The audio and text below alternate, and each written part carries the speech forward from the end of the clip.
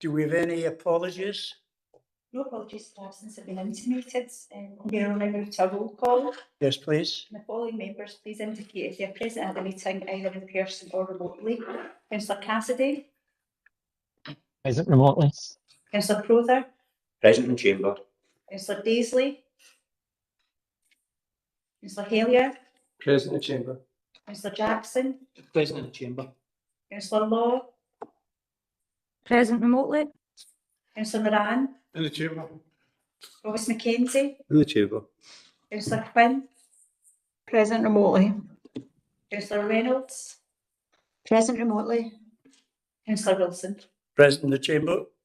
Are there any declarations of interest? Thank you, Lindsay. This meeting has been held remotely and also in person and will be filmed and recorded for live and subsequent broadcast available through the Council's website. The Council is a data controller under the General Data Protection Regulations and Data Protection Act 2018. We broadcast and record Council meetings to fulfil our public task obligation to enable members of the public to observe the democratic process. Data collected during the process will be retained in accordance with Council published policies available through the Council's website. Members of the Council are reminded that they should follow the Council's established meeting protocols, including around the use of the chat facility, and that comments made in the chat facility are visible to all participants in the meeting, which may include members of the public who have also received invites to the meeting. Thank you for that. We move on to agenda item number 2 under performance management. Police Scotland performance report. We have the Chief Superintendent and the Chief Inspector. Chief Superintendent. Good afternoon, thank you for being here. First of all, I would mention that this morning we held the regional scrutiny session, and this provided an opportunity to engage with our new Assistant Chief Constable, Wendy Middleton, for the West of Scotland, along with various other partners. Outlined were some organisational change projects that are ongoing, one of which was the Policing for Our Communities project, which will introduce a new model for delivering our local policing services. Within this structure, we'll see the introduction of an enhanced community policing model, investigations and safeguarding, as well as local policing enabling services. Whilst initial engagement is ongoing with our local officers, I will be able to broaden these calls more widely at the beginning of the year as the introduction to Inverclyde becomes closer. We're looking at that to be potentially February or March next year. So, as I say, I will request at the next scrutiny a spotlight with one of the individuals who are helping in the local policing programme team, and they will explain and take us through it more slowly and with a more in-depth view. But this positive change will certainly enhance our local policing service delivery, and we're looking forward to welcoming it here. So I'll move on now in relation to the report itself, which covers the period to the end of September 2025.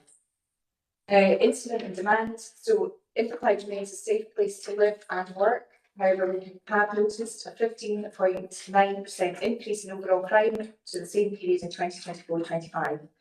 The national figure has also increased in this period. It continues that most incidents reported to police, 80%, do not result in a crime being recorded, however, with a large proportion related to vulnerabilities, welfare and public safety, which align with the increase in concern for person incidents, road traffic matters and external agency requests. The detection rate for crimes in Inverclyde remains strong at almost 70%, which is higher than the national rate of 66.4%. Now moving on to violence, disorder and antisocial behaviour. In relation to violence, the overall rate of violent crime has risen to just over 2%, with 443 recorded crimes. This increase is largely attributable to a rise in common assaults, which accounts for 88% of recorded violent crimes. There's been a small increase in violent crimes in settings such as educational space, transport hubs, recreation facilities and public utilities. And hence clearly our response to this would be with partners focusing on areas in prevention and intervention opportunities. We will continue to use this data to shape our policing models and response and have our resources where they are needed to be. For weapons offences, there's been a reduction in offensive and bladed weapons, with 19 recorded, which is a 3.2% reduction. We will continue to use stop search as a tactic to continue to remove weapons from pockets, as well as opportunities to prevent them getting there in the first place. There's been 711 searches carried out in Inverclyde with 166 positive. That represents a 23.3% positive rate. We'll continue to use intelligence-led ethical stop searching to remove these weapons from our communities, in addition to the preventative approach by delivering programmes within our communities, particularly our educational establishments. Moving on to disorder and antisocial behaviour. Crime types in this category have previously caused confusion as to what is and what is not included. I think we discussed that previously at the Alliance Board, but I'd like to just provide a little bit more context. Disorder can include disturbances, public nuisance, communications, neighbour disputes, noise and damage and drinking in public. Here you'll see that disorder has increased by 5.5%, totaling just under 1,200 incidents. However, on the other hand, crimes related to damage and reckless behaviour have dropped by nearly 6%. Local fire-raising crimes have also fallen to their lowest level in 5 years, which is very much welcome in our community, as this has historically been an area of much concern. We know we cannot tackle this area alone, and we will continue to work closely with the Inverclyde Partnership Hub, a collaboration with statutory and third-party organisations. In relation to hate crime, during the reporting period, it's documented that there were 78 hate crimes recorded in Inverclyde, with race being the most commonly targeted characteristic. The majority of victims are police officers and our retail staff, as opposed to any individual community members. However, with this knowledge, we will be able to target specific premises and assist those individuals in combating what is an extremely difficult and impactful crime, and one which has no place in our community. Moving on to sexual crime, there's been an increase in sexual crime nationally, and Inverclyde, unfortunately, also follows that trend with an additional 24 crimes reported, which is an increase of 52.2%. In Inverclyde, sexual assaults increased from 9 in 2024-25 to 20, and there's been an increase in cyber-enabled sexual crime and an increase in reporting of non-recent sexual crime, and that accounts for 20% of our overall reported sexual crimes. This may highlight the confidence that the public now have in reporting the matter to police and their proactive approach that I have discussed before, that the Public Protection Unit are taking to identify potential witnesses and victims of sexual crime.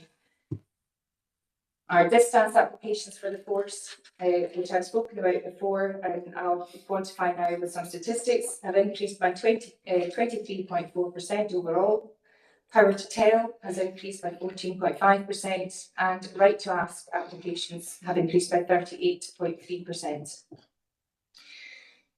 So this could also contribute to the rise that we're seeing of 1.2% in relation to domestic abuse, which the MARAC and MATAC frameworks continue to support on a daily basis. Coming up, we have our 16 days of activism against gender-based violence, commencing on the 18th of November, with our local which commenced on the 18th of November, and our local plans include the Domestic Abuse Investigation Unit incorporating a week of action focusing on arrests of high-risk perpetrators of domestic abuse, and encompassing tailored guidance session for our officers on our response to domestic abuse, tackling honour-based abuse, and in addition to attending multiple partner community events run by Women's Aid and providing that reassurance to raise awareness across the area. As we move on now in the report to missing people, I will mention this to acknowledge the collective good work that's happening in this area with partners and police. We've seen a huge reduction, 31.6%, with care experienced young people reports falling by nearly 54%. This is largely a result, as I said, of that outstanding partnership working between care premises and our missing person coordinator locally in trying to train staff on the not at home protocol, but also using and looking to other proportionate ways to steer the young people into new and more positive pathways. Acquisitive and cyber crime.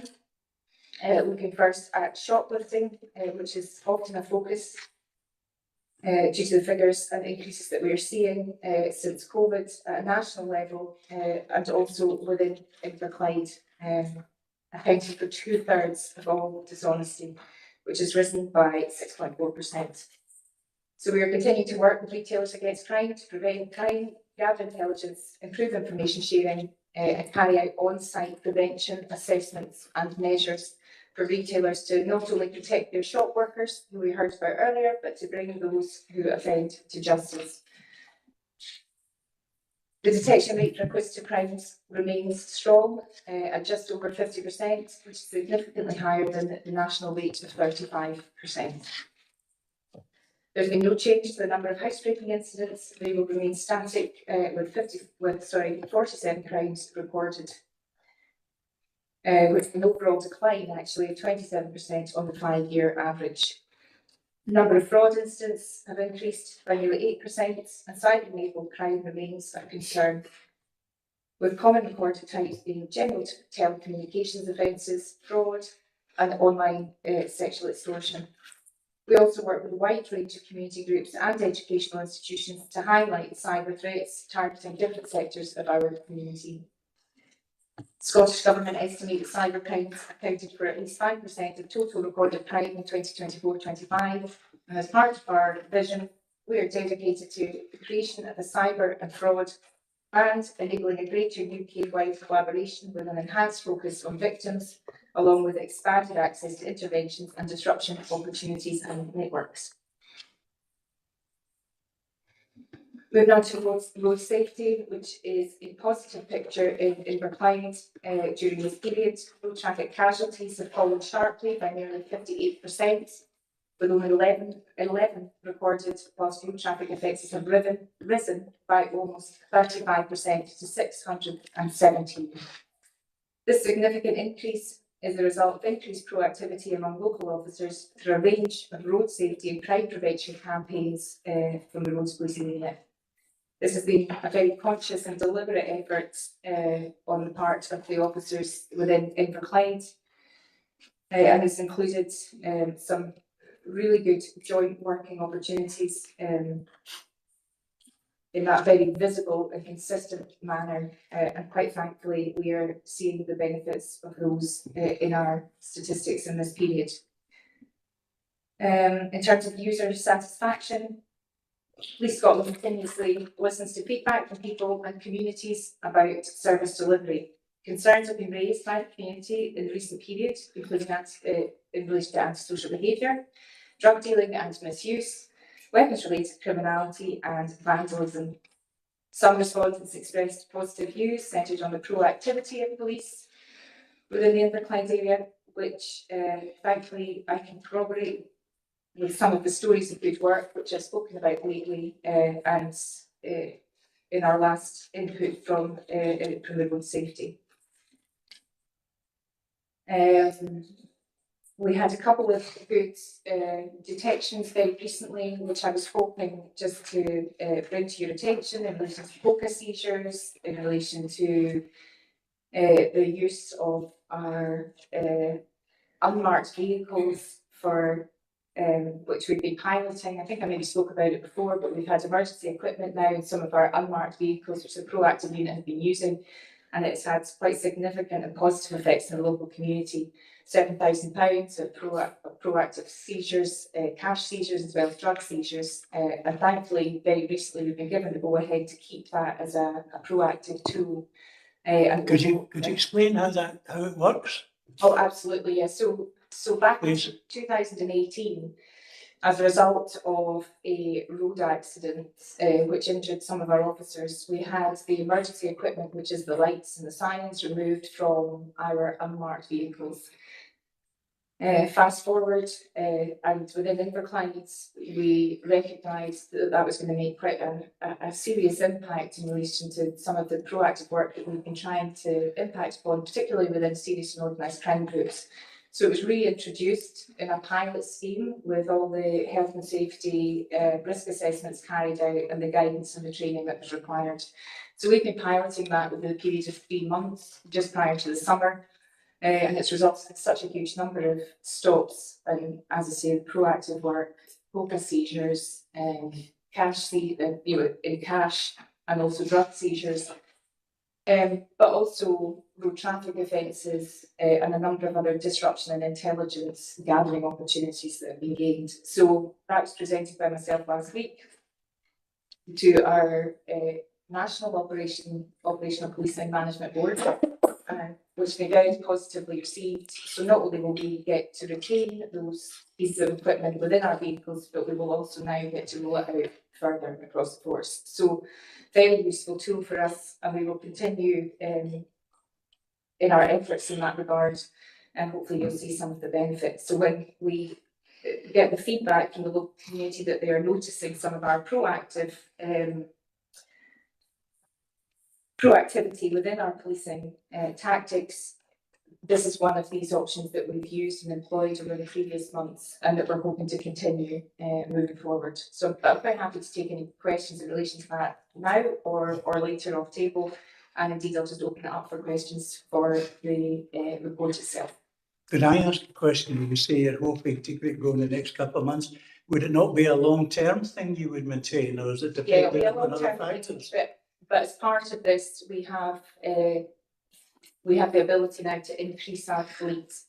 So over the next couple of months, I'm hoping to do that, hoping to capitalise on the gains that we've already had and moving forward. But yes, certainly we will be keeping it within Inverclyde. That's been positively received and signed off in terms of pilots. So yes, it will be a long-term option for us, but one we're hoping now to increase slightly further. Would this have contributed to the 53% increase in speeding offences? Yes, so the 53% increase in speeding offences is twofold. It's good news. Yeah, absolutely. They won't be able to detect speeding offences within those vehicles. The speeding offences is largely attributable to our joint work with the roads policing unit. We've seen a really increased and positive footprint by them in the Inverclyde area as a result of what we've put in place locally. We have a road safety governance group now. There's a new inspector within roads policing who's very keen to support this local area. I'm also encouraging officers with an interest in roads policing to neighbour up in vehicles with roads policing, which essentially will then double our footprint. And we know that they have the tools and tactics on board their vehicles which we don't have routinely in relation to some of the, they're able to look at the tinting in windows, they're able to look at, the speeding offences. There's a number of things which they can do, drink driving, drug driving, far more quickly and easily than we can do as a non-specialist resource. So largely due to their proactivity, working alongside us, joining in the national campaigns, as well as, yes, you quite rightly identify the lights and the sirens that go into these unmarked cars, make them more able to intercept with some of the roads policing issues that we have, and they can call another resource to assist them once they have that vehicle stopped. But essentially, prior to that point, they have no mechanism to stop another vehicle in an unmarked car. Do your officers enjoy using these vehicles? Yeah, they do answer this, but yes. That's a huge point. So they've been really well received by the public in general to see the police making best use of the technology and equipment they've got on marked cars. They look at parking around about on these cars and the police sirens, etc. For the officers themselves, the proactive team across the road, they think they're fantastic. It gets them out of uniform into plain clothes, allows them to pursue people from much further distances than they're normally about to detecting the lights and firing them and need to stop and get a result. It's modern day policing, it is, and it's been great to bring it down here to a real boost to the proactive team across the road and a real boost to morale as well. So really glad to manage to secure the So are there a queue of officers queuing up to do this duty? It's a privilege to drive those cars. Yes. That's how it's seen. If you're driving those cars and you're at the top of your game, I wish they had them when I was a young cop to shift in Glasgow many years ago, because I'd have made best use of them as well. If you're one of the cops that gets so squeezed to drive those cars, then you're good at what you do. Yeah, I've just arrested you, and I can assure you it's my privilege. yeah, it's one of those things that I know that officer safety is a concern for many as well. And it's one of those things that really needs to be closely managed in terms of training and governance and compliance, because as you can imagine, there are certain things that they cannot do in those vehicles. So they cannot stop vehicles on motorways. They cannot do, on unlit roads, and there's various stipulations that really have to be in place to protect them and to protect the person that they are stopping. So, as David says, it is a privilege. We are really glad to have it as part of a tactic within Inverclyde and hopefully further afield now. And we'll continue to use it, but it will be just for reassurance purposes. It will be closely managed, and it will be used positively. Thank you for that explanation. I think Councillor Cassidy's got a question. Yeah, Chair, just before I start, I just want to make sure you're doing general questions, because I've not got questions on that piece of new tech that the Chief Superintendent is talking about. No, go ahead, I'm happy to take any other questions, yes. Great, thank you. So Chief Superintendent, I've got a couple of questions. The first is really for you, the rest are probably for the Chief Inspector, but my first one's probably the one you would expect from me. It's been my usual question now for a significant period of time. We are now almost 2 years on since Police Scotland's estates review was conducted. I'm just looking to see, have we got any updates on the future of Gannett Police Station? Have we got a new site identified? Have we got a date for when it's going to be built? And do we know it's going to have custody facilities? So, Councillor, this is also one of my favourite subjects just now as well. And I have, believe me, I have the same desire and drive that you do to get a resolution to this. And there's not a week goes by that I don't have a meeting or some contact with estates or key partners around this. And that includes this week as well. So yes, there is progress in the background. There's nothing I can concretely bring to the table just now. For a number of reasons, there are various legislative requirements and scoping exercises that need to be carried out. I do appreciate from your perspective, you have been hearing this for a long time, and I hope that you can trust that there's a renewed vigour and enthusiasm to the estates piece that I have not seen before, having worked in the area several years ago. There is a new head of estates, and there are a couple of key individuals who have been directly tasked with this role and job. Inverclyde is top of the priority list, and there are, as I see it, certainly two positive options on the table which need to be explored before we can talk about them any further. And that's purely because they may indeed, for no fault of our own, they may not be feasible and viable options still. So I'm sorry that seems not to be the answer that you're looking for, because you would be looking for a concrete, we are ready to go with a particular option. We're not quite there yet, but I don't think we're too far away.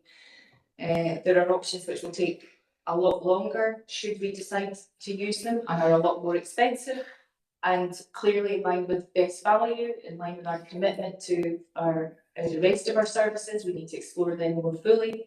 And there are options which are more economical. But what I will say to you, Councillor, is I also share your view and desire to retain custody within the area, and certainly for it to be accessible to our local policing officers, understanding that any closure to Greenock would cause a significant upset. So certainly the options that we have been looking at so far have been with that in mind, and hopefully that provides a little bit of reassurance. I know it isn't necessarily the answer that you're looking for in terms of a concrete answer here and now, but certainly very positive in the background. Thank you, Rona. Thanks for that, Chief Superintendent. I appreciate my frustration is not with you on this subject. I know you want to see a resolve to this, especially for the officers under your command. My frustration is more with the Chief Constable and the senior officers about the delay in making decisions around this. And Chair, I appreciate that letter that you've wrote to them on this issue. Hopefully, maybe get some answers around it. So. My other questions, are kind of for you, Chief Inspector. Last week was Respect for Shop Workers Week, and I was reading some interesting briefings from USDA, the Shop Workers Union, which highlighted some figures that were released earlier this year in June on police recorded retail crime. Showing that across Scotland, police recorded retail crime has risen sharply. Shoplifting has more than doubled since the pandemic, from just over 20,000 cases to nearly 45,000 cases last year, which is a 118% increase, including a 16% rise on the previous year's figures. At the same time, clear-up rates have fallen steadily over the past decade, dropping from nearly 75% to under 50%. And since the Protection of Workers Act came into force, almost 8,000 assaults on retail workers have been recorded. So given these kind of national figures, I'm wanting to understand how those trends are kind of playing out in Inverclyde and what the implications are for local policing and community safety. So are we seeing a similar rise in shoplifting figures locally?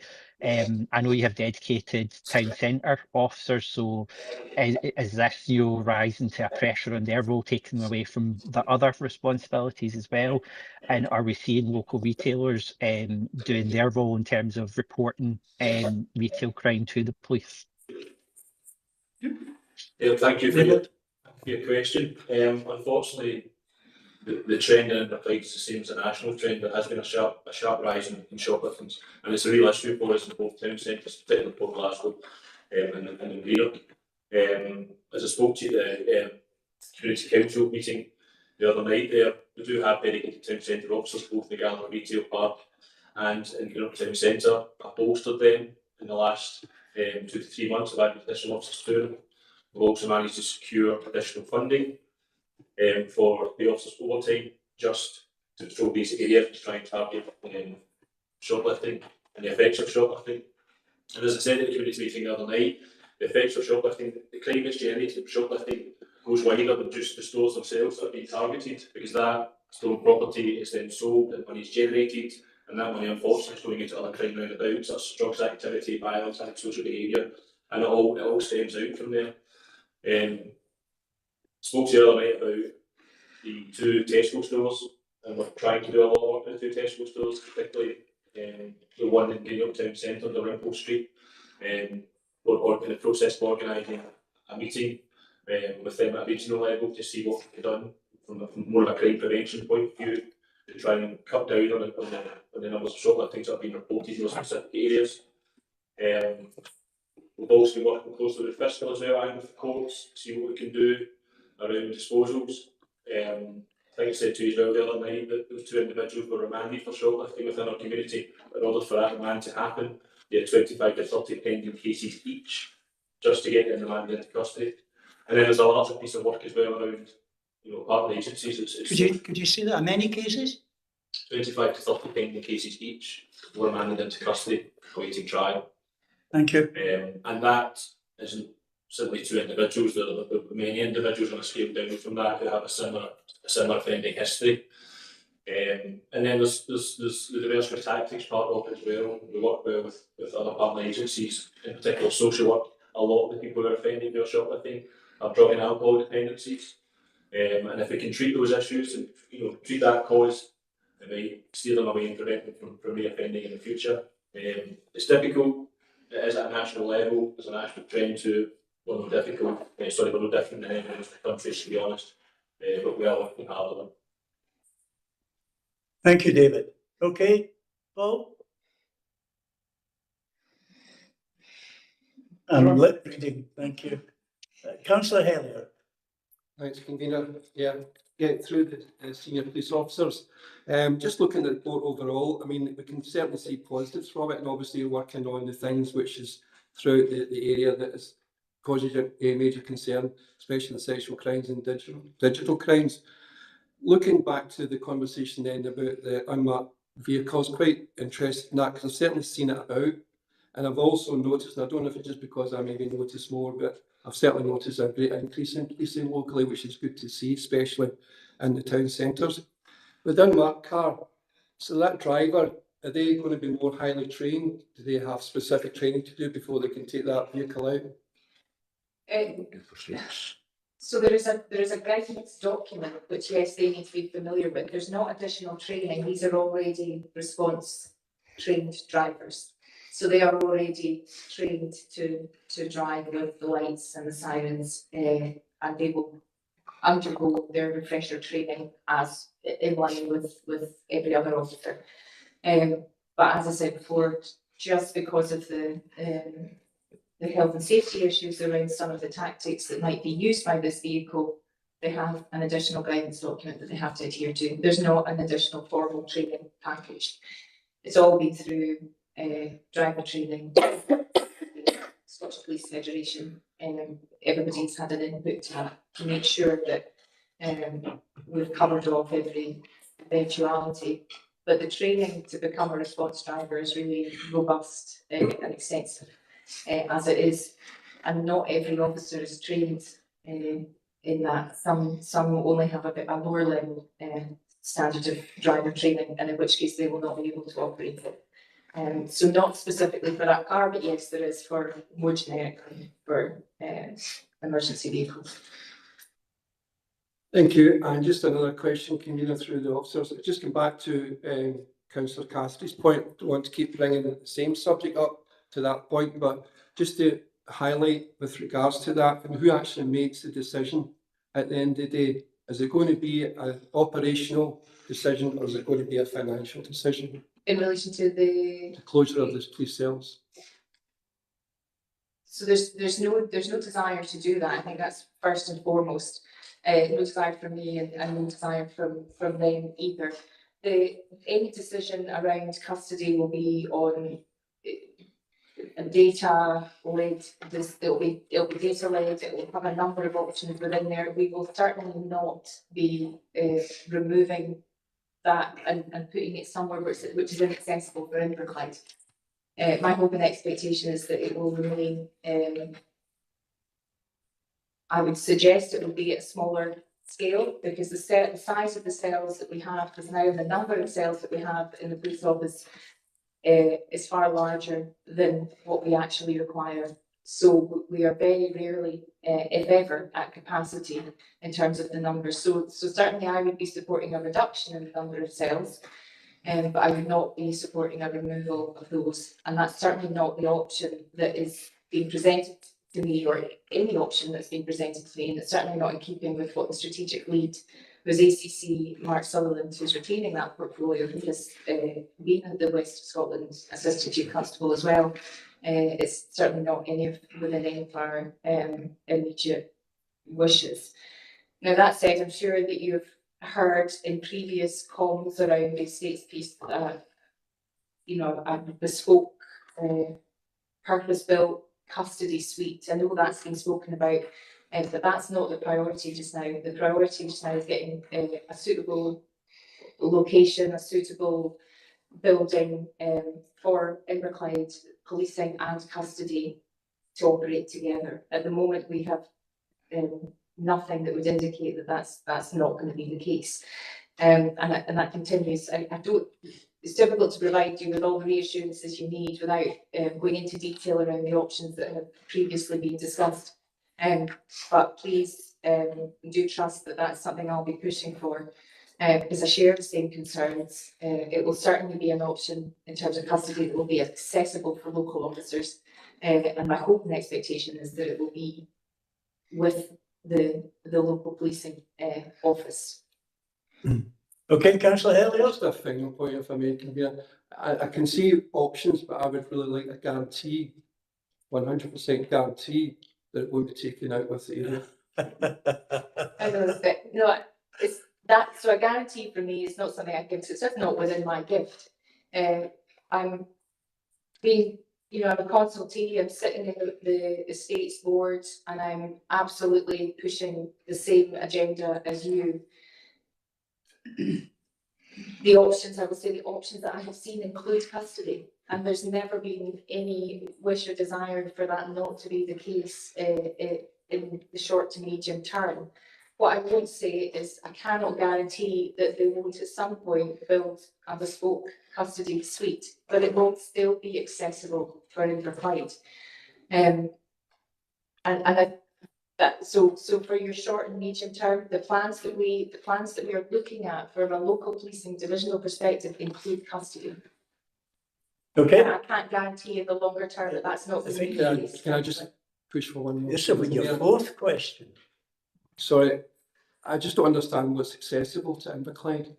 Could you explain that? Well, I wouldn't be able to, so I can't, I'm not going to put geographical distances on it. However, accessible at the moment is within reach without being too far for the officers to drive, without extracting them for too long from their duties, without leaving some vulnerabilities in terms of the footprint locally. I don't know what your tolerance would be, what versus my tolerance versus what a long-term strategic outcome would be. However, we're not planning to do that. So that's the only reassurance I can give you, is that at the moment the plans that I am looking at include custody. So anything else would be really difficult to comment on without really knowing what exactly you're thinking. Are you worried that it might be Glasgow, that it might revert to Dublin? Because that's not in any way the plan. So I'm just trying to get to the root of your concerns. If you're okay, convener, I can continue. Yes, certainly. Yes. Carry on your cross-examination. Convener, through yourself, what unacceptable is that there's nothing acceptable out with the area of Inverclyde. Clydebank and Glasgow is not accepted. Okay, and that has never, and I can say that with confidence, that has never been an option that has been put to me or even iterated. Councillor Elliott, is I will take that as a final comment. Thanks, convener. That we're going to be keeping custody cells within Inverclyde, and it's not going to be Clydebank or Glasgow. Is that the final thing? I don't think you can. I think it's not fair to put Rona on the spot like that, because it's outside her control what states do. It is out of my control. However, those are the reassurances that the options we are looking at include custody. And certainly, long term, for officers to travel to Dublin would certainly not be within my tolerance either. Thank you. Or Clydebank. Thank you. Thank you. Thank you, Rona. Councillor Crowther. Thank you, convener.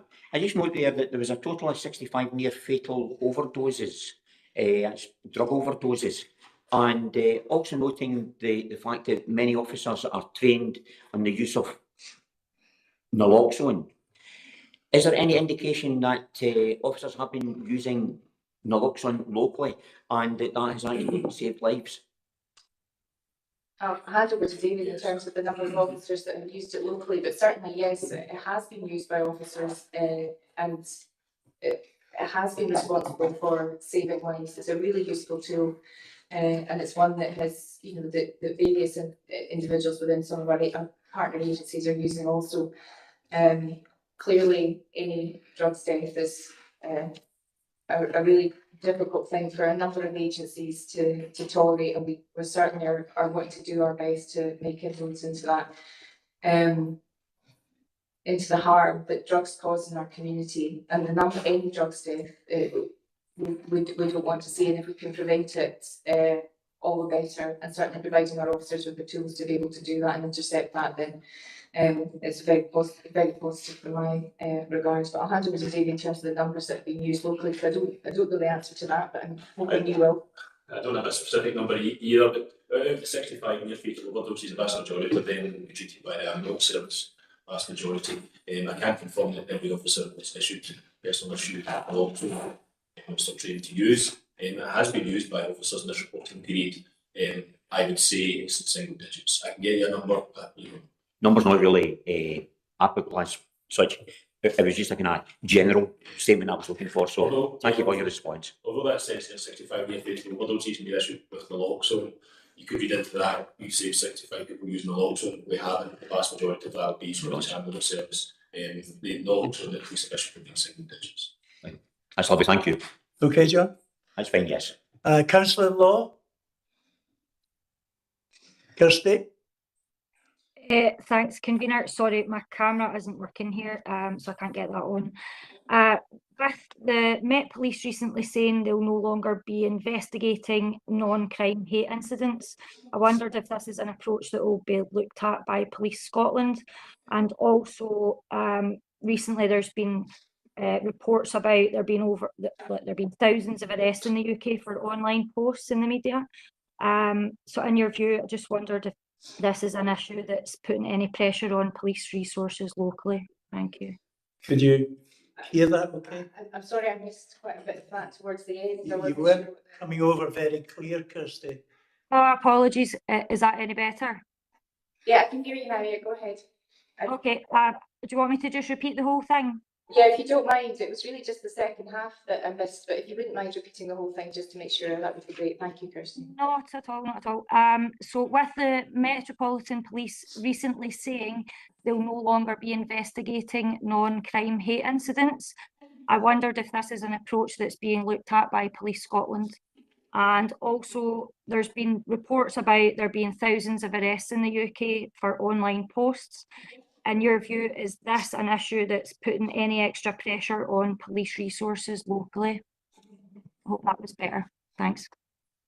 We got it now, Kirsty. Yeah, I think so. So you the second half of that. So the first half was in relation to non-crime hate incidents, and the second half of that was in relation to online crime reporting. Is that correct? So like the social media posts, people being arrested for posts online. It's been reported in the news. I think in the Daily Mail it said there was up to nearly 10,000 people in the last year, over 12,000 the year before. So I just wondered if that is putting any pressure on police resources locally. Yeah, so I'll just start with that because that's probably the more complex of the two, because that straddles quite a number of investigations, and yes, the online space is a really challenging and growing area of demand for policing, and it crosses quite a number of our crime types, as you've probably heard in the report already. To quantify exactly what that looks like in terms of the demand locally would be very difficult to do. However, yes, we do continue to investigate all allegations, anything online which impacts, it could be children, it can be vulnerable members of the community, it can actually just be people who are not normally engaged or use policing services, because it can catch everybody, and fraudulent activity probably the main one in that regard. So certainly, yeah, online, social media is one of the other things, because social media is also one of the opportunities and avenues that criminals use to to target individuals. So yes, if an online platform has been used in criminality, then we will investigate it. It is a growing area. It is increasing our demand.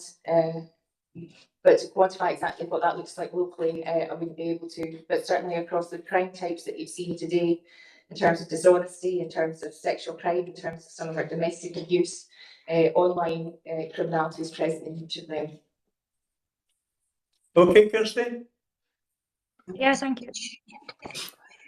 Thank you. Councillor Quinn.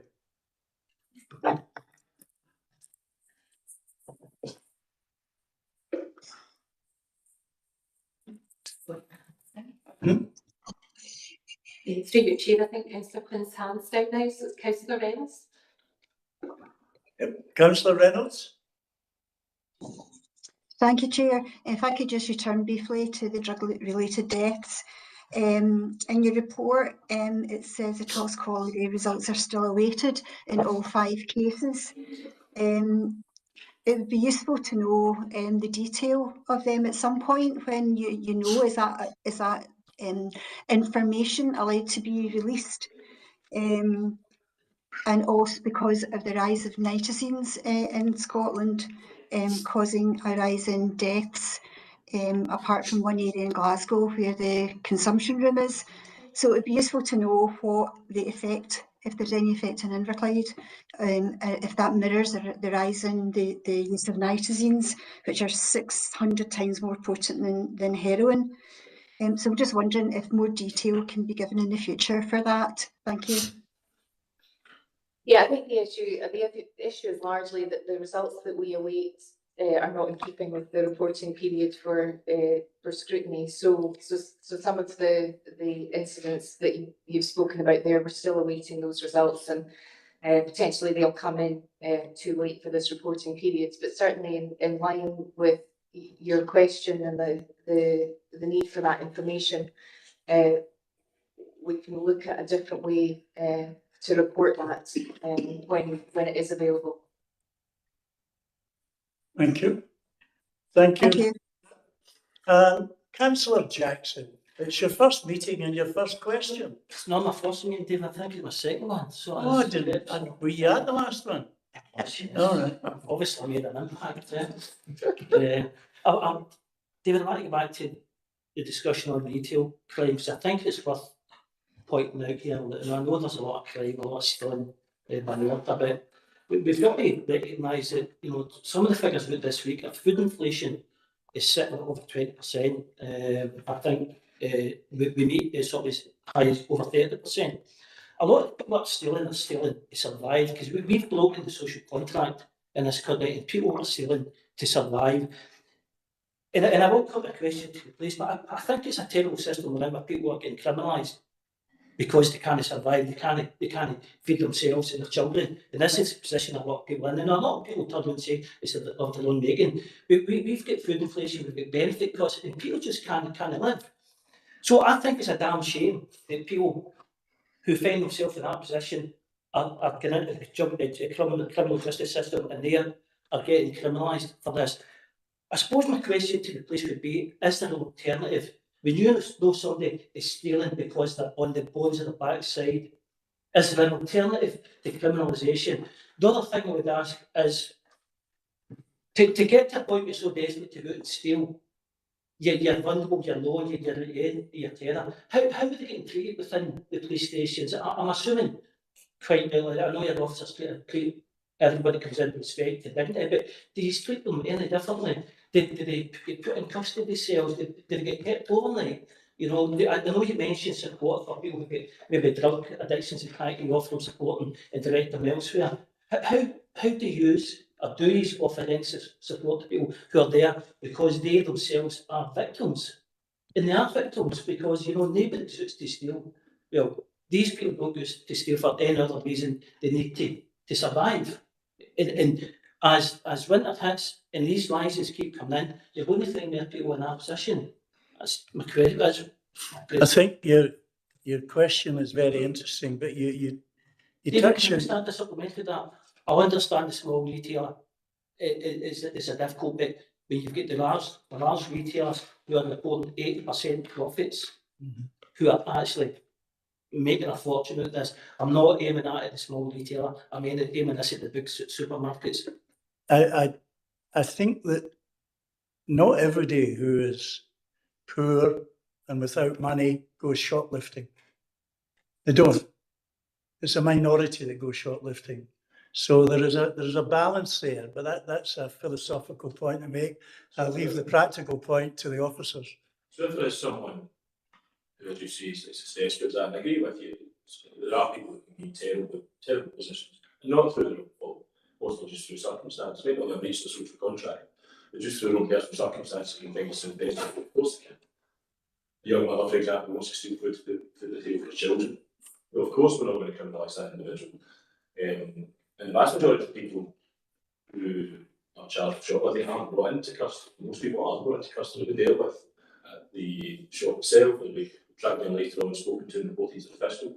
But someone who's destitute, who's clearly stolen for that reason, we're not going to criminalise them. We want to get them support and services they need. We would contact social work, we would contact housing, possibly even contact health, and make sure that's the route that they go down. We are not in the business of criminalising people who find themselves destitute, forced to do something that they really didn't want to do in the first place. But when it comes to shoplifting statistics and crimes, what's driving them up? That's not the people who are driving them up, in my opinion. It's people who are stealing to feed a habit, there's alcohol or drugs, people who are stealing to make money, people who are stealing to provide a part of organised crime. To give you concern, easier concerns around people who are destitute, stealing to feed themselves. They are treated with dignity and respect, given the support that they require. And still now, the most shoplifted product is alcohol. It's not basics, it's not food, it's alcohol, which indicates a plan to resell, and part of a much wider problem. But yeah, to reiterate what David said, yeah, there's a number of incentives across the board, and it's the minority that are taken into the police office, and even those who are taken to the police station are provided with support, they're provided with options, they're certainly treated with dignity and respect, and all complaints are taken seriously. As you will probably already know, there are cameras within custody facilities, so every transaction is auditable and can be reviewed if required. But certainly, as David said, it's the minority that get taken into custody, and certainly we do understand that people find themselves in difficult positions, and our officers are sympathetic to that. Colin, did you feel a bit reassured about the absolutely. chief inspector thing that he said? The reason I was asking is because we were never aware if there was an alternative. I'm really, really glad to hear that, because without any good too much detail, I mean, I spent a few weeks ago with a young mother of 3 children who was at that church. Through your convener, apologies, Councillor Jackson, maybe you have to be really careful in order that no one can be identified who was at that point, and we had to go and get a referral to the food bank, but she was certainly at that point of considering it. So there is a lot of people on that. Can I ask another question on yes. different matter? It's just on the drug dealing. Now, one of the things which I've raised recently is that of residents who are victims who've got to live beside people who are dealing drugs, the chaos they have to live beside. And I'm not, as I said, I'm not making any comment on how people live their life and all that, but the concern of the people who have to live next door or within a close of somebody who's drug dealing, the constant 24/7 coming and going, people taking drugs within their close and all that. Now, I understand that police would want a certain amount of evidence gathered, intelligence, before they can get a warrant to get into a property.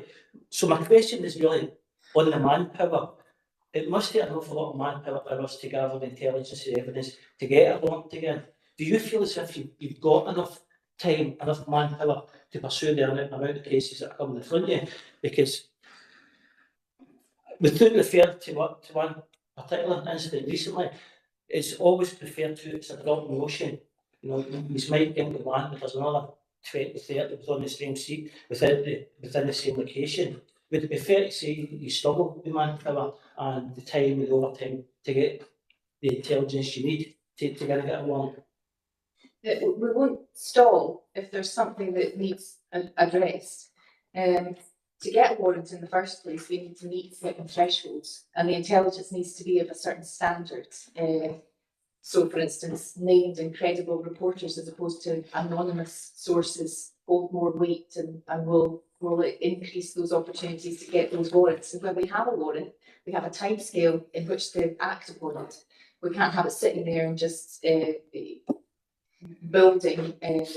So we go ahead and we take affirmative action when those warrants are gained and when that intelligence comes in. And there's a number of pieces of intelligence that come in that would represent a safety risk should we not take immediate action. And cultivations are a prime example, because often to service the heat and the light that's required in a cultivation, electricity will be bypassed, and of course that represents fire risk and a clear safety risk to members of the public. So there are pieces of information that we will act on instantly for that reason, and there are pieces of information that we can't act on because it is insufficient in terms of us being able to justify and get that warrant, quite rightly so, because there are thresholds in place to protect as well. So no, we wouldn't. There wouldn't be a monetary consideration in those decisions, and certainly there's not an officer number issue, which would mean that we were stalling on anything or that we weren't taking action where it was required to be taken. And certainly within Inverclyde, we spoke about the proactive unit earlier, but also our local community teams and our response teams all have the skill set, the desire, the ability to go in and tackle whatever drug dealing or manufacture or distribution or whatever crime it was that had been reported to us at the time. And as I say, certainly not within, it's under no instruction of mine that we should be holding back or stalling on those. Now, while we may have to wait, it's usually as a result of the intelligence being insufficient for us to proceed. Okay, Colin? No, can I just ask one minute? Yeah, fine. It's just on the sufficient evidence. Police are doing door cam where you might, within that, you might see somebody open the door and dealing drugs. Yeah. On that, I would assume that's enough evidence. Yeah, so a lot of these questions are more for the issuing authority on the warrants. However, from our perspective, a lot of the intelligence that we have is anonymous intelligence, and that's in itself insufficient. While it might build a case if it comes in third, fourth, hearsay type avenues, then that would be insufficient. But if you were showing me evidence on a video or direct named reporter who are willing to commit and tell us, then that's absolutely a higher quality of evidence, and that would be much more sufficient in supporting the case for a moment.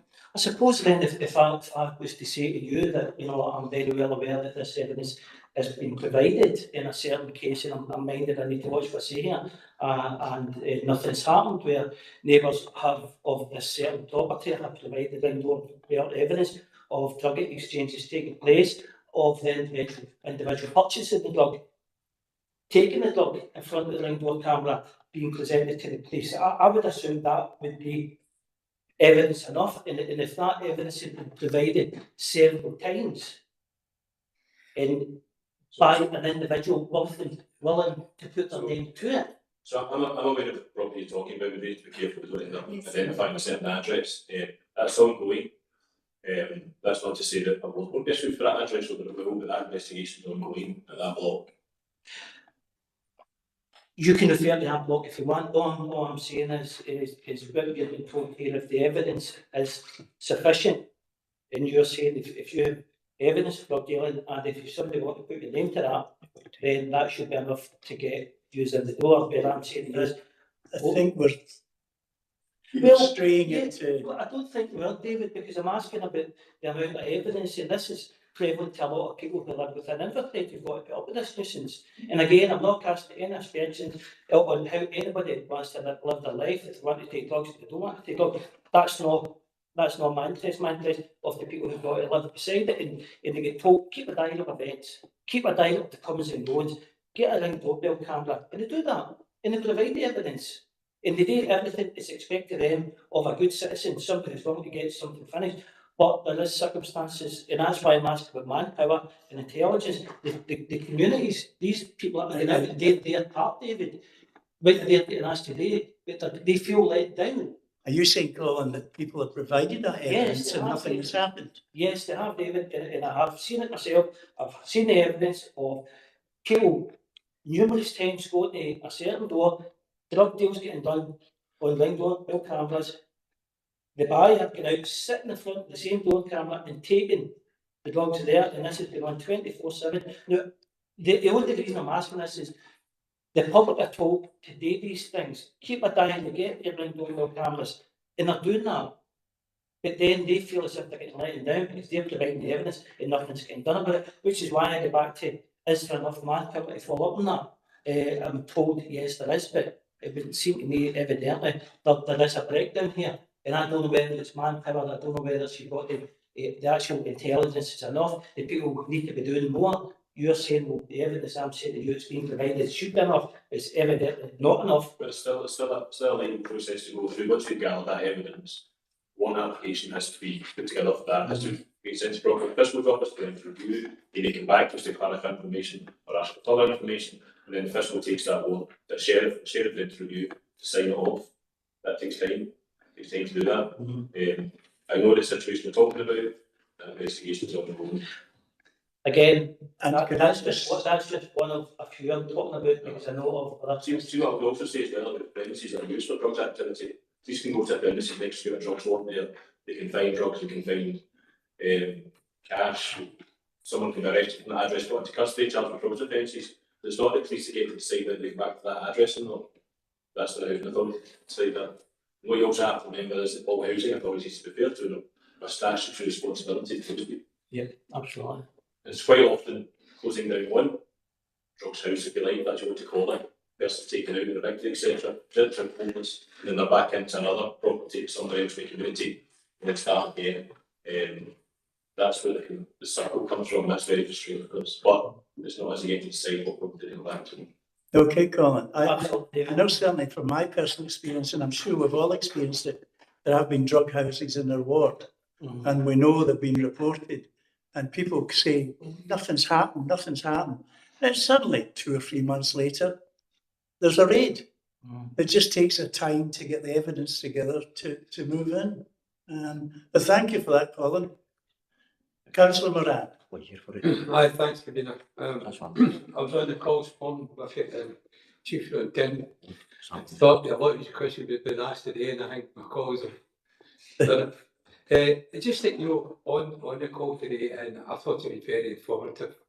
I really like what we're talking about, but I did point out today that we need to keep our community with us with these new strategies in place, and we have to inform them and keep them informed of what we're trying to do in the future.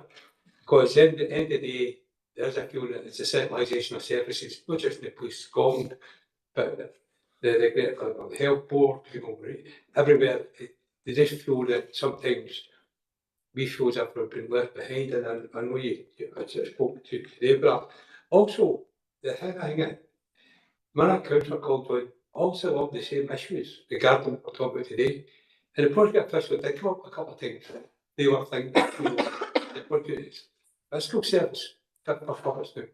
Because it must be really disappointing if you've done a lot of work, a lot of evidence, and it goes to there and it dies.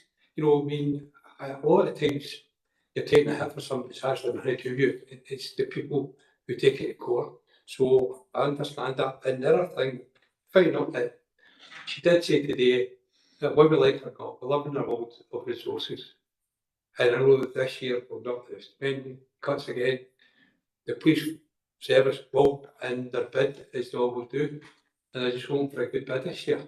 And it's incumbent on every politician around this table to make sure that we support these in that you do get the resources required to carry out the task they're given to do. So I really enjoyed that today. And I wish more of my colleagues found the time to go on it. So thank you. Well said, Robert. In the last 10 years, the police force has lost 1,300 officers. That's the cut there's been. There isn't the same number of officers. So I'll maybe come in just a little bit on that one. And yeah, it was a very useful session, I thought, and I would encourage anybody to attend. I know that was these are very new or in their infancy, but I would certainly encourage attendance because you will see that some of the themes are being raised across the country. And on the subject of finance, police Scotland, or policing in Scotland, has obviously undergone significant reform. A number of efficiencies, a number of changes to our working processes have made a huge difference. And while we're still tackling the serious crime within our communities, there's other crimes that are coming in and challenging us in the cyber world and serious and organised crime. increased levels of vulnerability, etc., and that's why the Chief will be pushing for increased funding. And so thank you, because from my perspective, it is extremely important to support that bid of hers, because we are under significant challenge, albeit responding to that at the moment, but in terms of our thriving workforce, in terms of the new and emerging crimes, in terms of our policing footprint, our community policing model, it's really important that we are able to respond digitally enabled policing. There's all of these areas which need funding and need resources. And in line with our workforce mix, looking at how we are, realigning our officers that have warranted powers back into jobs, which will actually require them to use those warranted powers, it is extremely important too. So there's a multi-pronged approach here, but funding is critical, and that's why the Chief will be putting that bid forward. Thank you, Rona. Okay, Councillor Moran. Yes, Councillor Cassidy, you've come back in. Yeah, thanks, Chair. I've just got one question, but before I ask that, I just want to put on record my thanks to the Chief Inspector for his recent attendance at the Association of Inverclyde's Community Councils. It was greatly appreciated by them, as it was me, as indeed the work that he's willing to do in terms of re-engaging with our community councils. I think will be pretty key going forward as a valued partner. My question is to you, Chief Superintendent, and the final report will consider there was a line in that about body-worn cameras and the progress in the rollout. I think the last time we spoke about this issue, you mentioned it was going to be in the first half of next year. We might be seeing them rolled out in this division. So I was just wondering whether that was still the case and it was on track for those timelines. Thank you, Paul. Chief Superintendent. Yeah, no, that's thank you very much for that. Yeah, body-worn video rollout is still ongoing. It is still, as far as I'm aware, expected and on track for register in Inverclyde next year.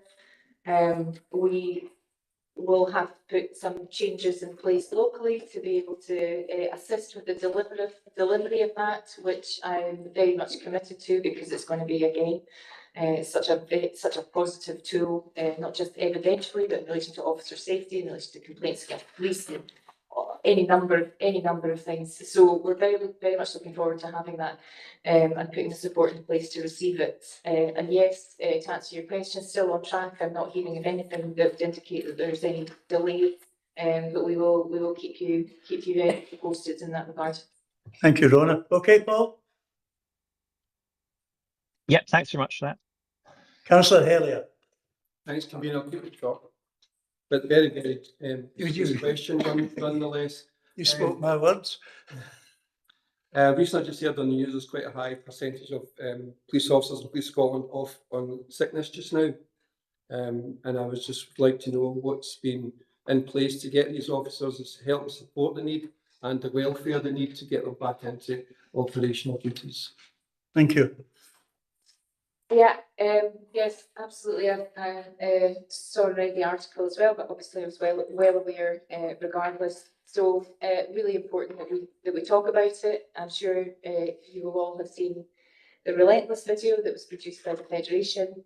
You'll understand that our role involves exposure to trauma, involves some extremely difficult situations, and it can involve violence against our officers, as you've seen already in the report. So we have a number of support mechanisms in place, internally and externally. We have trauma risk informed management referrals. We have the police treatment centres that can be offered to individuals. We have a number of things to support them in their return to work. We also have opportunities to return to work in a way that supports them in their, whether it's a disability or whether it's just an adjustment to working practices. We have, flexible working plan arrangements, a whole number of tools at our disposal now that can support people to return to work in a way that suits them and their skill set as well. Of course, there are, unfortunately, in some sets of circumstances, ill health retirement is the route for individuals out of the organisation, but that's done in consultation and humanely with that individual, so that we very much explored every option to retain them and their skill set, which is ultimately what we want to do. Police officers are highly trained and they're highly valued, and every mechanism is used which is at our disposal to try and get them to return to work in a way which suits their requirements first and foremost. I hope that provides you with some reassurance. Welfare of staff and management of officers is something that I'm really passionate about. I am the lead for the West People Plan for the West of Scotland, and there's a number of avenues under that plan which supports our officers and actually tries in the first instance to prevent those absences first and foremost by looking after people, looking for triggers and actually finding out the root cause of some of the issues that we're seeing. But certainly culturally there's been a huge shift over even my service in terms of how we're looking after our officers, and hopefully going forward we'll see some positive outcomes. Thank you. Okay, Councillor Elliott. I just one final point on what the Chief Superintendent said, and it was a matter that's brought to me by the Federation that if you do reduce police numbers, what happens is that the same police officers are going to the same traumatic incident, and they're the same people that's dealing with the death every other day, rather than making a spread across it. So I think if you reduce the numbers, what's going to happen is the trauma is going to increase and the sickness is going to increase, and I think that's quite a big concern. That was just an extra point I wanted to make. That's a fair comment. Colleagues, I see no lights in the room and none on the screen. Thank you very much for those questions. And thank you, Rowan and David, for answering some of the most in-depth questions I've heard since I've been sitting in this chair. So thank you for that. Rod, it's your turn. We now move on to agenda item number 3, Scottish Fire and Rescue Service Performance Report. Edward Kenny gives his apologies and Rod is here in his place. Rod. Thank you, Convener. Just before we go to the report, just give a quick bit of update on our service delivery review.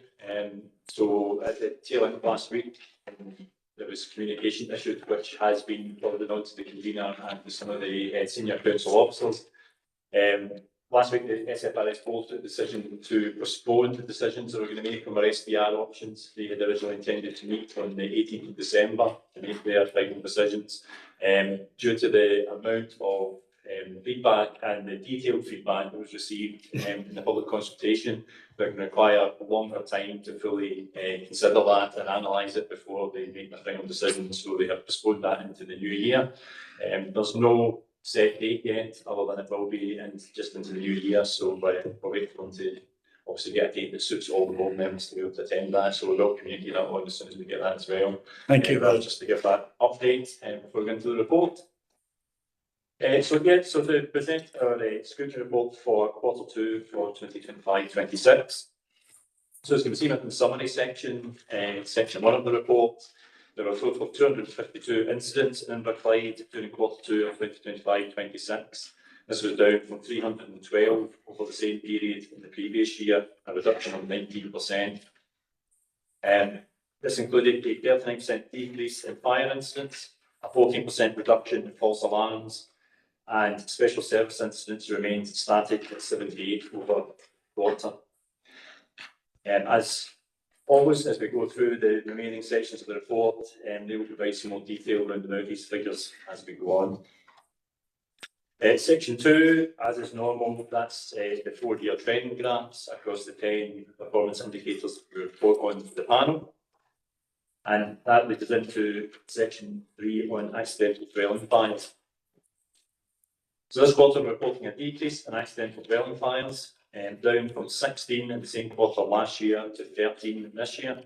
This equates to a percentage reduction of 18%. As has been the recent trend in Inverclyde, the source of ignition in the majority of dwelling fires this quarter was a cooking appliance, accounting for 10 out of 13 incidents. The table on the accidental dwelling fires page highlights that most of the accidental dwelling fires were small in nature, and either resulted in no fire damage or were limited to the items that first ignited. As part of our ongoing efforts to reduce occurrences of accidental dwelling fires within Inverclyde, our local operational crews, community action teams continue to conduct post-domestic incident responses following any incident in a dwelling.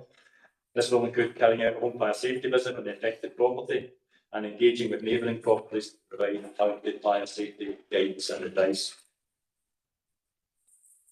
In terms of accidental dwelling fire casualties, this quarter we're reporting an increase in accidental dwelling fire casualties, with 3 compared to 1 in the same period in the previous year, an increase of 200%. Of these, 2 casualties were removed to hospital, 1 with slight injuries, and a third received treatment at the scene. As touched on in the previous section, accidental dwelling fires and associated casualties remain a top priority for our prevention work within Inverclyde. We're talking about day-to-day activities in this area. Excuse me. For example, home fire safety visits, engagement and education of the community risks. The community on the risks of fire within the home is at the centre of each of our seasonal action plans, and we deliver these targeted risk-specific approaches, which also tie into whatever the current season is, alongside that generic home fire safety advice.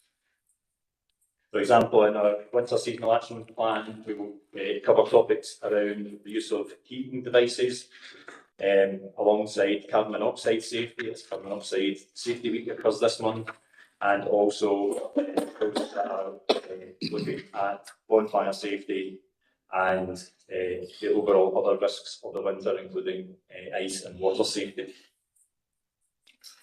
In terms of non-fire casualties, this quarter we are reporting a reduction in the year-on-year indicator for non-fire casualties within Inverclyde. This quarter a total of 6, down from 8 in the same period last year, a decrease of 25%. Of the casualties in quarter 2 of 2025-26, 5 were removed to hospital, 3 with serious injuries, 2 with slight injuries, and the remaining casualty was treated at scene.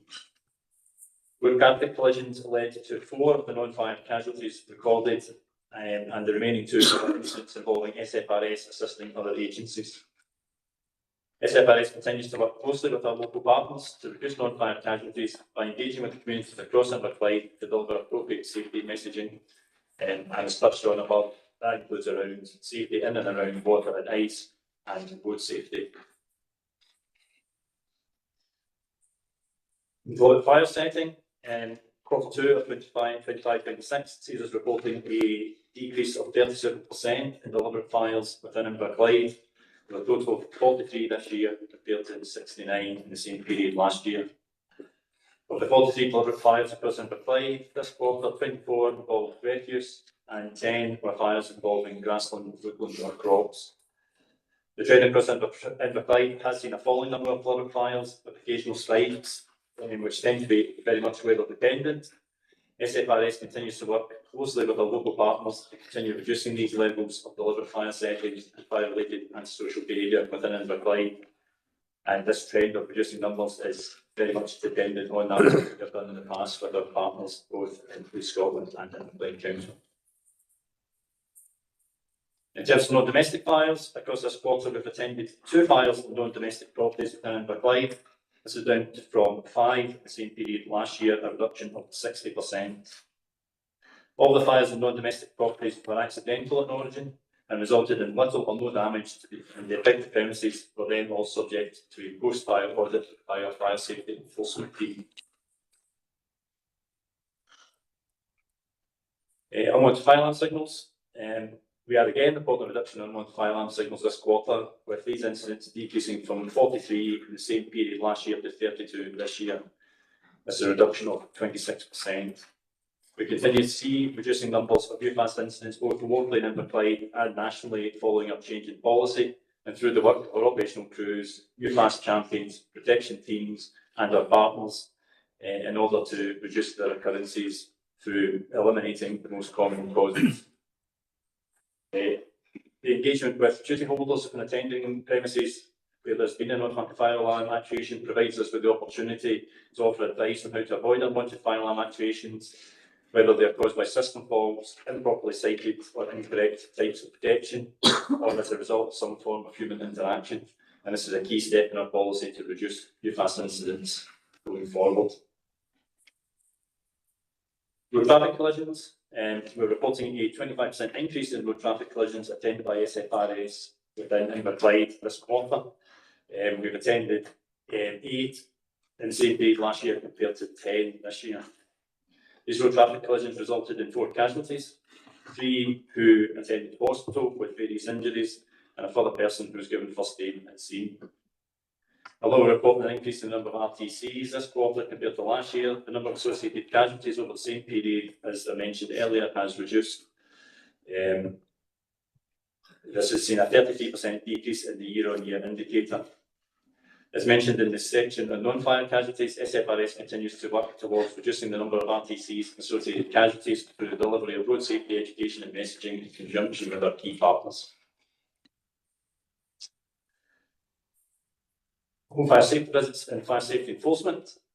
Quarter 2 of 2025-26 has seen our operational crews and community action team carry out 57 home fire safety visits to households across Inverclyde communities who meet the criteria for a visit, meaning that they have been identified as being at high risk of fire within the home as per our new HFSV criteria. Home fire safety visits continue to be an important part of our approach to improving fire safety within the home and reducing the number of accidental dwelling fires and associated casualties, alongside our general provision of home fire safety advice and guidance to the wider community. Alongside this, our protection team have carried out 17 fire safety audits in Inverclyde this quarter, as well as 4 site-specific visits and responding to a consultation request. So our protection team carry out a set of routine audits in line with those that are set out in the fire safety framework from the Scottish Government, and we also carry out targeted thematic audits based on incident trends that we're identifying across Inverclyde. And finally, I'll go into detail, but the final section, section 12, provides a small snapshot of the community safety engagement activities that our operational crews and community action teams carry out across Inverclyde each quarter. This quarter saw engagement activities in September, which, as every year, that's when we begin our targeted approach towards bonfire and firework safety. And that engagement in particular, for schools delivery, we carry out in close partnership with both the local authority and Police Scotland. And that is something that we continue to do ongoing, as well as our support for Operation Moonbeam for the bonfire period. And that concludes the report. I'm happy to take any questions. Thank you, Rod. Very comprehensive. Colleagues, any questions for Rod? Councillor Moran. Thanks, Rod. I mean, yesterday we were talking about wildfires. What happened to that? Obviously the weather is very volatile. Probably won't have to well. No, my question is on the home visits. It says that the visited people who are identified as being at risk. How do we identify them through social work for RSL? Just to give it a feel how we identify these individuals that have to go and check their properties. Yeah, no problem, Councillor. So there are numerous ways of identified. There is the identified route through partners who will make partnership referrals to us. So that can come through any of our numerous partners, whether they be in the local authority or police partners, whether it be third sector, they can refer into us. We also have the route they can self-refer, so they can apply for a home fire safety visit either through our free phone number or via our online questionnaire. And through the questions that are asked on there, that then gives them a safety grading and identifies if they're qualify for a visit. Those who don't qualify for a visit, we don't just hang up the phone or anything like that. They will get a specific fire safety guidebook. And that's based on the answers they give to the questions. So that any questions they answer where they are potentially at small risk of fire, we will get a tailored response that tells them how to keep themselves safe in relation to those areas. And alongside that, there's also our crews will pick up people just through our ongoing community safety engagement, where they're out in public and engaging with the public. And they will also engage with people around about how their fire safety knowledge is, things like that, and from that they will then make a decision as to whether this is someone who might need a home fire safety visit, and they will then take them through the same checklist to identify whether they meet the risk criteria, and if they do, they'll have the opportunity to sign up for a home fire safety visit. I think, did you do any work with the RSLs regarding, did an audit that you? Yeah, so the RSLs, they're one of our partners who have that link in that they can make partner referrals to us, and also obviously in terms of the actual communal areas of the building, the RSLs, they're responsible for overseeing that, and we do not have any fire safety legislative powers when it comes to any type of domestic dwelling. So home fire safety visits were there at the request of the occupiers. We're not using any powers to carry those out. And when it comes to the communal areas, we rely on that partnership approach with the RSLs because, as I say, we have no powers to enforce, we can only guide and offer advice. Yeah, I mean, I don't want to speak out your hand, but we're talking about we're going to be closing down the homeless centre here, and the rapid rehousing is what we're doing and getting people into a tenancy. And also on the call today, there's a lot of people in the prison without finishing their sentence. So you're going to miss influx of people back in the communities. And I'd imagine they will be given determined type of properties, and it'd be reassuring to know if we're putting these individuals in there that when it's safe and we've done the fire checks stuff. Yeah, so just on the point of the people being released from prison, we're currently progressing that at the moment. We're looking to refresh our agreement round about that.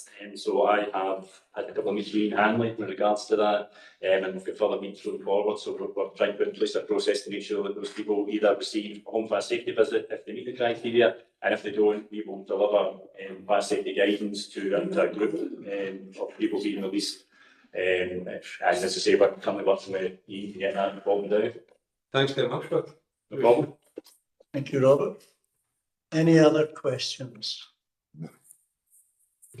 Councillor Jackson. Yes, it's just on the delay to the fire, the consultation. I just hope that with the delay that the Scottish Fire and Rescue take a bit of time to listen to their members who are opposed to it, and the unions as well. I'm minded this is probably the last meeting until after New Year. Is that right, David? Mm-hmm.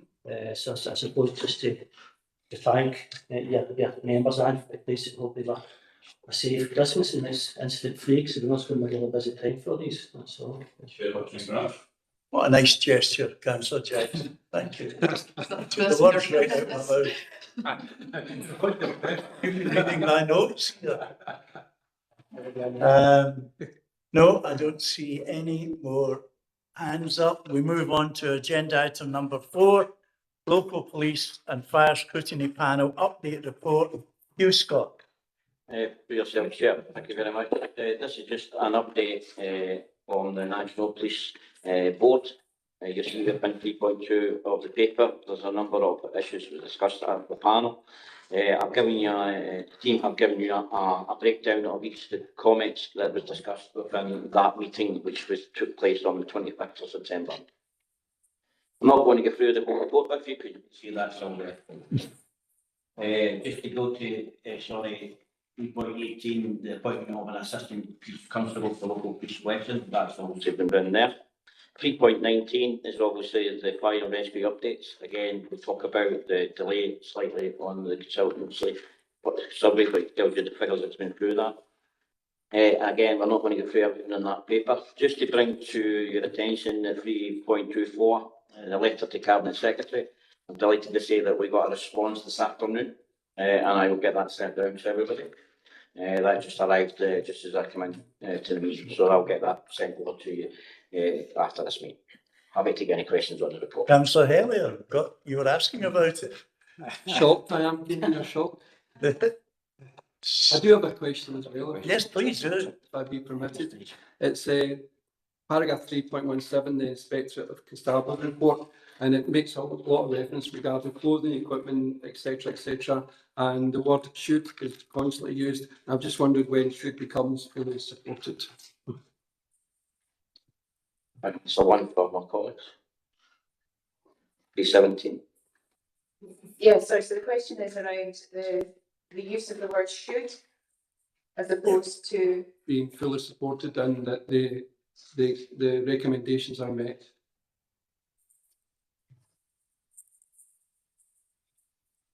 Yeah, so I'm gonna have to come back in terms of the terminology and the timelines involved for any of these recommendations, because it's certainly not something that sits within my business area, albeit a keen eye, because clearly it is right and proper and actually required, a must that officers are equipped and with all of the tools of the trade as it's used there, to be able to provide them with all the safety and opportunities to keep safe within their roles. So yeah, absolutely support what you're saying there. That there should become a must in terms of how we're equipping our officers. So yeah, I'll look into it further. I can provide you with some update next time, but certainly not something that is sitting within my area, albeit extremely critical that our officers are, as you say, fully equipped, and the should is a must. Thank you. Councillor Cassidy? Thank you. Yeah, I'll be particularly interested to see the response we've had to that letter, or whether we're going to get further stonewalled by Police Scotland on it. My question is around something I previously raised this a number of meetings back, and then I asked a question about it again at the last scrutiny panel about the data from Police Scotland being kind of broken down into ward level. I believe officers were going to go away and have a look at that. I'm just wondering where we are with it, because we don't have that right now. You? David? Sorry, Chair, I'll take that one. Rona, Yes. you? Councillor Cassidy, you're right to ask the question, you've asked it before. I was hoping to have that data. I have a copy of that, as it was sitting on my desk. I was hoping to have had it approved, that kind of issued it out before this scrutiny meeting. I've not been able to do that in time, but I will certainly make sure it's done for the next one. And it is the crime to be broken down into more area, as you've asked for. Okay, Paul? Yeah, no, that's really good to hear. I appreciate that, Chief Inspector. I look forward to seeing it at the next scrutiny panel. Thank you. No more questions. We're asked at 2.1 to note the current and emerging local and national issues relating to police and rescue matters. Are we happy to note this item? Yeah. Thank you. Well, that concludes the meeting. I'd like to echo what Councillor Jackson said to our colleagues from Police and Fire and Rescue. I hope your colleagues have a safe and a peaceful